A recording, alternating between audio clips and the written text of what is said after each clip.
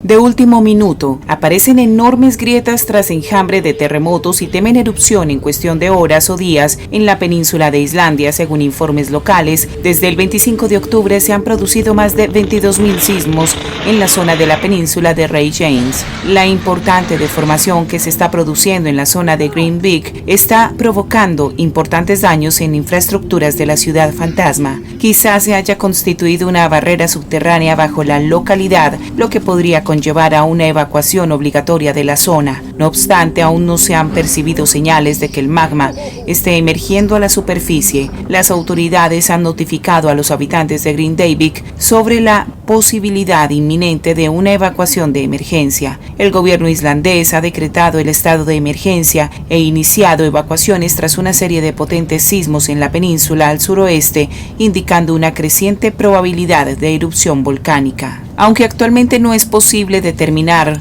el lugar donde el magma podría alcanzar la superficie, las señales sugieren que la cantidad de magma involucrada es considerablemente mayor que la observada en las intrusiones de magma más grandes asociadas con las erupciones en el monte Fagradalsfjall el año pasado y este verano. La Oficina Meteorológica de Islandia ha registrado más de 3.000 sismos en las últimas 48 horas. Existe ahora la posibilidad de que se desate una erupción volcánica en los próximos días. El pasado viernes, 2 fuertes sismos sacudieron gran parte de la costa sur del país, siendo el de mayor magnitud de 5,2. Las autoridades islandesas declararon el estado de emergencia y evacuaron una ciudad de unas 4.000 personas el sábado, después de que se detectaran cientos de terremotos en la noche, lo que indica mayor probabilidad de que un volcán entre en erupción en el suroeste del país. Los terremotos pueden ser mayores que los que ya se han producido y esta secuencia de acontecimientos